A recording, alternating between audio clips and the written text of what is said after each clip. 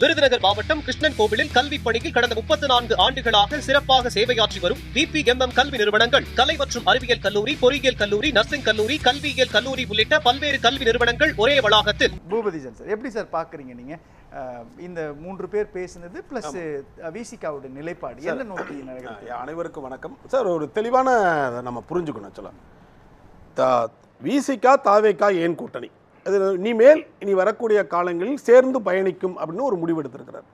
இது எப்படி பார்க்கணும் அப்படின்னா, திருமாவர்களை பொறுத்த வரைக்கும் யாரோடு கூட்டணி சேர்வது உடனடியாக மற்றவர்கள்லாம் சொல்கிறாங்களே, காலத்தின் சூழ்நிலை கருதி, மற்றவர்களுடைய தாக்குதலின் கருதி, மற்றவர்களுடைய நிர்பந்தங்களின் கருதி ஒரு கூட்டணி சட்டுன்னு எடுக்கக்கூடிய நபர் அல்ல. அவர் ஆழ்ந்து சிந்திக்கிறவர். 1, தொலைநோக்கு பார்வை கொண்டவர்.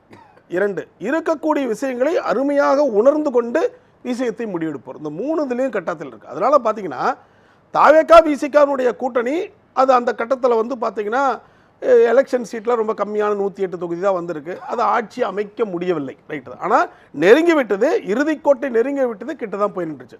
அப்போ அந்த சூழ்நிலையில் வந்து ஆதரவு தேவைப்பட்டுச்சு. அப்போ ஆதரவு தேவைப்பட்டதுனால ஒரு குழப்பம் இருந்துச்சு. அப்போ இமீடியட்டாக இப்போ காங்கிரஸ் மாதிரி டக்குன்னு பிரேக் பண்ணி, அங்கே தான் பிரச்சனை வந்துச்சு, அது கூட விவாதிக்கலாம்.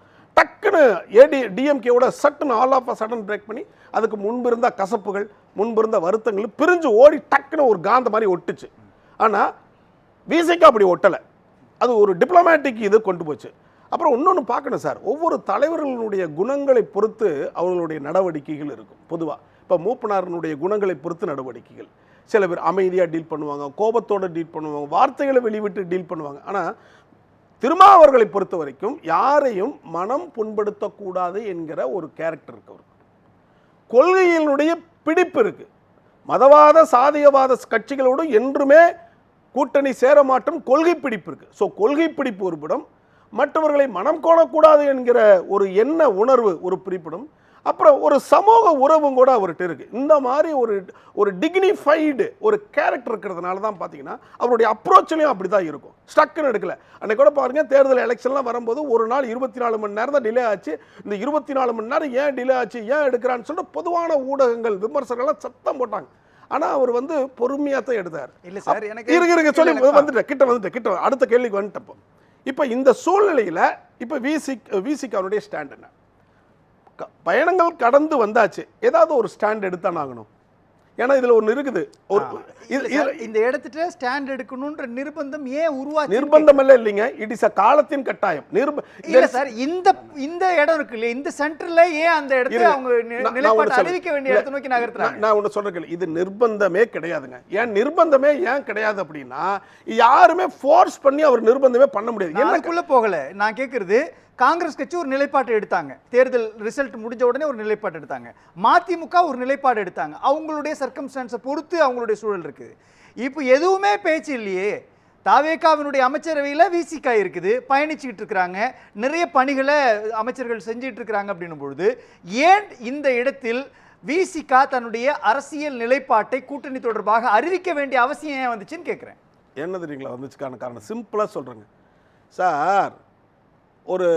ஒரு சந்தோஷமான நிகழ்ச்சி சொல்லணும், ஒரு செய்தி சொல்லணும், மனசுக்குள்ள இருக்கிறத சொல்லணும். கூட்டம் உங்கள் வீட்டில் சொந்தக்காரங்க எல்லாம் கூடி வந்தப்போ சொல்லுவீங்களா? யாருமே இல்லாதப்போ ஒருத்தர் 2 பேர் வந்தப்போ சொல்லுவீங்களா? என்ன விடை? ஒரு சந்தோஷமான நிகழ்ச்சி எப்போ சொல்லுவோம்? எல்லாரும் கூடி வந்து வீட்டில் இருந்தால் எல்லாரும் அத்தை மாமா மச்சான் கிச்சான் எல்லாம் வந்தப்போ அந்த நிகழ்ச்சி சொல்லிடுவாங்க. அது வந்து இன்னர் தாட், அது வேற யாரும் சொல்லி வர 100 நாள் வெயிட் பண்ணியிருக்கிறோம் சார். நாளே கிடையாது சார், இல்ல நாளே கிடையாது. நான் ஒன்று சொல்றேன், நேற்று நடந்த தமிழ் தேசிய எழுச்சி மாநாட்டில் கட்டுக்கடங்காத கூட்டம். அதாவது வந்து நான் அந்த மாநாட்டுக்கு போயிருந்தேன், இன்ஃபேக்ட் நானும் சொல்லிடுறேன், மாநாட்டுக்கு போயிருந்தேன், அது விட்னஸ். கட்டுக்கடங்காத கூட்டம்.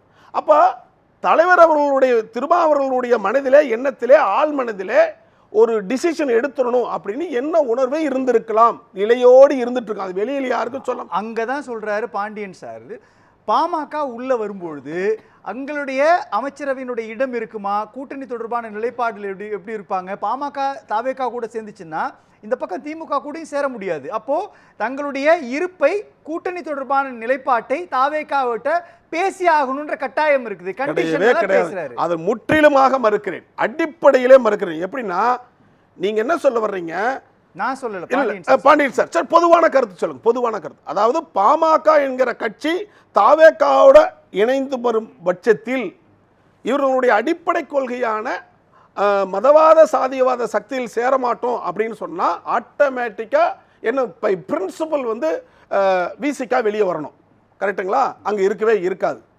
அப்போ அதனுடைய சூழ்நிலையின் காரணமாக முன்கூட்டியே அந்த கூட்டணி நாங்க வர்றோம், நாங்க உங்களோட இணைந்து பணியாற்றும் சொல்லிட்டா அதனுடைய டோரை க்ளோஸ் பண்ண மாதிரி இருக்கும். அந்த நிர்பந்தத்தின் அடிப்படையில் தான் இது சொல்லுச்சு அப்படிங்கிற வாதத்தை முன்வைக்கிறேன். நான் இப்ப கூட சொல்றேங்க, திருமாவர்களை பொறுத்த வரைக்கும் அவர்களுடைய ஆரம்ப கட்டத்திலிருந்தே இருந்து ஆட்சியிலும் பங்கு அதிகாரத்திலும் பங்கு என்பது ஜனநாயக உரிமை. அது அந்த உரிமைக்கான குரல் அது. ஆனால் அதே சமயத்திலே கொள்கை உடன்பாடு என்பது சாதியவாத மதவாத கட்சிகள் என்றோடும் இருக்க மாட்டோம் என்று சொல்லுவது வந்து அது நீங்க எத்தனை சீட்டு கொடுத்தாலும் சரி, எவ்வளவு பதவிகள் கொடுத்தாலும் சரி, அதை வேண்டாம் என்று சொல்லக்கூடிய நபர் தான் அவர். அதுதான் நம்ம இங்க இந்த புள்ளியில புரிஞ்சுக்கணும். பாமக உள்ள போய்விடும் என்கிற காரணத்தினால தான் இவர் இது சொல்றாரு அப்படிங்கிறது அல்ல. இப்ப கூட நான் சொல்றேன், என்னுடைய ஆள் மனதில் இருக்கிற சொல்றேங்க. இப்ப கூட பிஜேபியினுடைய ஒட்டுமொத்த அவர்களுடைய எல்லாத்துக்கும் எதிர்வினையை ஆற்றுகிறார் அப்படின்னா அது வந்து அவருடைய கொள்கை உடன்பாடு எப்படி எந்த அளவுக்கு எதிர்வினை ஆற்றுகிறாருன்னு சொல்லணும். அப்பனா நீங்க இந்த ஒரு புரிஞ்சுக்கணும், திமுகவை நீங்க வந்து தேசியவாத கூட்டணியில் இந்தியா கூட்டணியில் கண்டிப்பாக இருக்கணும். ஏன்னா பரந்துபட்ட பார்வையை பாருங்கள். லோக்கல் இருக்கக்கூடிய பாலிடிக்ஸ் எங்களுக்கு இருக்கு, தாவேகா நீங்களும் எதிரெதிரி தான் முரண். ஆனால் தேசிய அளவிலே பரந்துபட்ட பார்வையில் இருந்து மிகப்பெரிய ஒரு நச்சு பாம்பாக இந்த இந்தியாவினுடைய ஒரு ஒற்றுமையை சீர்குலைக்கக்கூடிய எண்ணமாக இருக்க ஐயா இருங்க ஐயா இருங்க நச்சு பாம்புங்கிறதுக்கு நச்சு பாம்பு இல்ல இல்ல நச்சு மக்கள் ஐயா இருங்க நச்சு பாம்புங்கிற நீங்க எப்படி பயன்படுத்தலாம்? இருங்க நச்சு இருங்க venomous venomous it's a venomous venomous அதாவது வந்து தீங்கி இழைக்க கூடியன்னு வச்சுக்கலாம். நச்சு பாம்புன்னு கூட வேண்டாம், it's a venomous, that's a correct word. அப்போ அது போன்ற சூழ்நிலை இருக்கக்கூடியதை எதிர்க்க வேண்டும், எதிர்த்தாக வேண்டும். இந்த லோக்கல் முரணை கலந்து ஒன்றுபட்ட தேசிய முரணில் நாம் ஒன்றிணைய வேண்டும் என்கிற பார்வை கொண்டது. எதுக்கு கொண்டு வந்திருக்கிறார் அப்படின்னா இந்த முரணையை போக விடுங்க அப்படிங்கிறார். அதுதான் நம்ம சொல்லுவோம் இந்த முரணை போ. அப்போ அந்த ஆங்கிள் பார்க்க போனா பிஎம்கே ஒன்று வரும்பொழுது அவர் டினோவா நீங்க எடுத்துக்கணும், வெளியே வந்துருவோம் அப்படிங்கிற ஸ்டாண்ட் தான் எடுப்பார்னு நினைக்கிறேன். இது ரெண்டாவது. மூணாவது பாயிண்ட் நான் சொல்ல வரது, எடுத்துருவாரு பாமக உள்ள வந்துச்சுன்னா கண்டிப்பா எடுப்பாருங்க. அது எனக்கு டவுட் கிடையாது. அப்படி பாமக ஒருவேளை உள்ளே வந்தால், சாதியவாத மதவாத கட்சிகள் என்று உள்ளே வந்தால் கண்டிப்பாக அவர் இருக்க மாட்டார்னா என்ன தோணுது இன்னைக்கு டேட்ல. அவ்வளவுதான் எனக்கு தோணுது. நீங்க அவர்கிட்ட தெளிவா சொன்னா இன்னொரு பேட்டியில கேட்டியில் இதெல்லாம் கேட்டுருங்க. நான் சொல்லக்கூடிய கருத்தை ஆமோதிக்கிறார்கள் தெரியல. ஒன்று. மூணாவது பாயிண்ட் நான் சொல்ல வர்றேன், இந்த வாக்கு வங்கின்னு சொல்றாங்க. நிறைய பேர் சொல்றாங்க it's a kind of illusion தான் அது. சார் இந்த தாவேகாவுக்கு போகக்கூடிய வாக்குங்கிறது வந்து விசிகால இருந்து மட்டும் போல சார், அது எல்லா இடத்துல இருந்து போகுது. ஆக்சுவலா பார்க்கணும் ப்ரொபோசிஷன் பார்த்தா வெற்றி கூட்டணியான வெற்றியா கட்சிகள் திமுக இருந்து அதிகமா போயிருக்கு. திமுகவில் இருக்கக்கூடிய பிஎல்ஏக்கள், திமுக இருக்கக்கூடிய ஏஜென்ட்டுகள், அடிப்படையவர்களே திமுகவை எதிர்த்து வாக்கு போட்டிருக்காங்க சார். அதே மாதிரி அதிமுக இருந்து போனவர்கள், அதே மாதிரி விசிக கொஞ்சம் போனது, அதே மாதிரி பிஎம்கே எல்லாத்துலயுமே வாக்கு வங்கி டிரான்ஸ்ஃபர் ஆயிருக்கு. எதுக்கு? தாவேகாக்கு டிரான்ஸ்ஃபர் ஆயிருக்கு. ஆனா இந்த கட்டத்தில் எப்படி கட்டமைக்கிறாங்க அப்படின்னா இந்த வாக்கு வங்கி விசிகாவில் இருக்கக்கூடிய வாக்கு வங்கி தான் அதிகமா போச்சுன்னு கட்டமைக்கிறாங்க. அதுக்கான காரணமும் இருக்கு. என்னன்னா விசிகாவில் இருந்து போகக்கூடிய விசிகாவுடைய தொண்டர்கள் உழைக்க மக்கள் கிராமத்தில் இருக்கக்கூடிய ரொம்ப அதாவது ஒரு ஒரு ஒரு அது எக்கனாமிக்கலாகவும் கரெக்ட், வேற இதுலயும் கரெக்ட், ரொம்ப இதுலயே இருக்கிறாங்க. அப்ப உழைக்க மக்களை வந்து ஈஸியா கவர்ந்துருவாங்க. அது வந்து இவங்க அந்த மாதிரி ஒரு கான்செப்ட்ல அதை கொண்டு போறாங்க. அது முற்றிலும் தவறு. அப்படி வாக்கு டிரான்ஸ்ஃபர் சார் அதுதான் சார் கேக்குறாங்க. இல்ல சார் விசிகாவுடைய வாக்கு வங்கி திரட்சியா எங்க இருக்கு சார்? அததான் சார் சொல்றேன். இல்ல அதுதான் சார் சொல்றேன். நீங்க தர்மபுரிக்குள்ள தாவேகாவுல போக முடியல, விழுப்புரத்துக்குள்ள தாவேகாவுல போக முடியலன்னா அங்க பாமக ஸ்ட்ராங்கா இருக்கிறாங்க. அப்ப அவங்களுக்குள்ள போக முடியல. ஆனால் விசிகா வாக்கு வங்கி அதிகமாக இருக்கக்கூடிய பகுதின்னு பாக்குறப்போ அங்க தாவேகா வெற்றி பெறுது. சார் நான் ஒன்று சொல்ற கேளுங்க. விசிகாவில் இருக்கக்கூடிய இளைஞர்கள் எல்லாமே வந்து சில இளைஞர்கள் வந்து தாவேகாவுக்கு அந்த சினிமா மோகத்தில் கொஞ்சம் இருப்பது உண்மை. அதுக்கு மட்டும் இல்லை, எல்லா கட்சியில் இருக்கக்கூடிய இளைஞர்கள் அங்கே தான் இருக்கிறாங்க. அப்படிதான் ஓட்டு டிரான்ஸ்ஃபர் ஆயிருக்கு. ஆனா கட்டமைக்கப்படுவது என்னென்றால் விசிகாவுடைய வாக்கு வங்கி தான் போயிருச்சு, விசிகாவுடைய வாக்கு. ஆனா எல்லா கட்சியினுடைய வாக்கு வங்கி போச்சு, அதிலும் விசிகா ஒன்று. அப்படிதான் சொல்லணும் வச்சலாம். அதனால தான் ரெண்டாவது இன்னொரு விஷயம் நான் சொல்ல பாருங்க சார். இப்போ 8 தொகுதி ஐயா சொன்னார், 8 தொகுதியில் 6 தொகுதி இழந்தது அப்படின்னு சொன்னார்.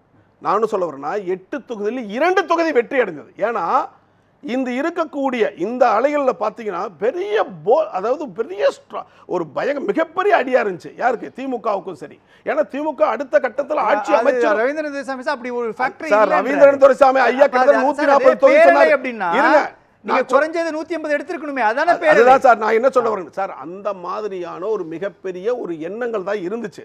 ஆனா அது அப்படியே ஒரு 2 மாசத்துக்கு முன்பு அப்படியே மாறிடுச்சு. அந்த மாதிரி இருக்கக்கூடிய ஒரு சுனாமி இல்ல சுனாமில்னா மிகப்பெரிய அலையில வந்து கிட்டத்தட்ட 100க்கு 110 120 தொகுதியை ஜெயித்த திமுகவினுடைய வாக்கு வங்கி சர்ன்னு 59க்கு போனது பெருசா, 8 தொகுதியில போட்டு இருக்கக்கூடிய 6 தொகுதியை இழந்து 2 தொகுதியை ஜெயிச்ச எது பெருசா? இதுதான் பெருசு. 2 தொகுதி வெற்றி என்பது மிகப்பெரியது. ஆனால் 6 தொகுதி தோல்வி என்று கட்டமைக்கப்படுகிறது. இது 2வது பாயிண்ட். 3வது பாயிண்ட் நான் சொல்றேன் சார். 3வது பாயிண்ட், பிசிகாவுடைய கொள்கைன்னு ஒன்று இருக்கு சார், கான்செப்ட்னு ஒன்று இருக்கு சார். அந்த கான்செப்ட்ல இருந்து அது வெளியே வரான்னு தான் நினைக்கிறேன். அந்த கொள்கையில் உறுதியாக இருக்கும் அப்படிங்கிறத நான் நினைக்கிறேன். இப்போ கூட ஒரு மாநாடு நடத்துறாங்க, தமிழ் தேசிய எழுச்சி மாநாடு. ஒரு தமிழர்கள் சாதியால் பிரிந்திருக்கிறார்கள். அப்ப தமிழ் தேசியம் ஒன்று கட்டமைக்கப்பட வேண்டும் என்றால் சாதி ஒழித்தால் தான் தமிழ் தேசியமே கட்டமைக்கப்படும். அப்போ இந்த தமிழ் உணர்வை எல்லாரும் ஒன்றிணைய வேண்டும், தமிழர் இருக்கக்கூடிய எல்லாரும் அனைவர்களும் ஒன்றிணைய வேண்டும் அப்படின்னு கட்சி வேறுபாடு இன்றி வரக்கூடிய ஒரு கொள்கை நிலைப்பாடு எந்த தலைவராக எடுத்திருக்காங்களா? தமிழ் தேசியம் பேசக்கூடிய எல்லா தலைவர்களும் சாதி ஒழிக்கப்பட வேண்டும், அதற்கான வேலைகளை எல்லாருக்குமே அதே நிலைப்பாடு சார். அதான் நிலைப்பாடு சார். எண்ணத்தில் இருக்கிறார் சார். சார் திருமாவளவனுக்கு மட்டும்தான் அந்த நிலைப்பாடு அப்படி கிடையாதுங்க. எண்ணத்தில் அந்த நிலைப்பாடு திமுகவில் இருக்கிறவங்களுக்கு இருக்கு சார், அதிமுகவில் இருக்கிறவங்களுக்கு இருக்குது, பாஜகவில் இருக்கிறவங்களுக்கு கூட அவங்க வெளிப்படையா எங்களுக்கு ஜாதி வேணும்னா சொல்ல முடியாது சார். நான் ஒன்னு சொல்றேன், டெமோக்ராட்டிக் கண்ட்ரிக்குள்ள இல்ல அப்படி நான் ஒண்ணு சொல்றேன். நிலைப்பாடு இருக்கு. ஏதாவது ஒரு மாநாடு சாதி ஒழிப்பு மாநாடுன்னு யார் நடத்திருக்கிறா? பெரிய கட்சிகள் சொல்லுங்க பார்க்கலாம். சாதி ஒழிப்பு மாநாடு, தமிழ் தேசியம் பேசுகிறவர்கள், சாதி அதோட விடதுசாரிகளை விட்டுடுங்க, சிபிஐ மற்றவர்கள் சாதி ஒழிக்க வேண்டும் சார். 2 சார், விசிகாவுடைய ஸ்டாண்ட் வந்து தாவேக்காவோட போனருக்கு 2 பாலிசி தான் சார். ஒன்று, கொள்கை ரீதியாக தன்னுடைய கொள்கையில் சிதையாமல் எந்த கூட்டணியில் இருக்கிறதோ எந்த கட்சி இருக்கோ அந்த கட்சியில் சேருவது. திமுக அவருடைய கூட்டணி தொடர்ந்து கொண்டது 10 ஆண்டு காலம். என்னன்னா ஒரே ஒரு ஒற்றை கொள்கைகள். தமிழ்நாட்டில் சாதியவாத மதவாத கட்சிகளுக்கு எதிராக இருக்கிறது திமுக. தேசிய அளவிலே வந்து பாஜக எதிர்ப்பு என்ற கட்டமைப்பு கொண்டிருக்கு. அதனால தன்னுடைய சீட்டுகள் இழந்த போதிலும், தனக்கு தகுதி இருந்தும் திறமை இருந்த போதிலும் பல வழிகளை நெஞ்சில் ஏந்தி கொண்டு அந்த கூட்டணியோடு தொடர்ந்து வந்திருக்க காரணம் கொள்கை நிலைப்பாடு. அதே கொள்கை நிலைப்பாடு சிதையாமல் இருப்பதற்கான அப்படின்னு நினைக்கிறார். இங்க தாவேக்கோட அந்த கொள்கை நிலைப்பாடு அதே அவளுக்கு சிதையாம தான் இருக்குதுன்னு நினைக்கிறார். அது ஒண்ணு. 2வது, எந்த ஒரு கட்சியும் தன்னை கட்சியினை வளப்படுத்திக் கொள்வதும், தன்னை கட்சியை செழுமைப்படுத்திக் கொள்வதும், தன்னுடைய பேஸை வைடர் பண்ணுவதும், ஆட்சியிலும் பங்கு அதிகாரத்திலும் பண்பு என்ற சிந்தனையை நோக்கி காயை நகர்த்துவதில் தாவேக்கா கூட்டணி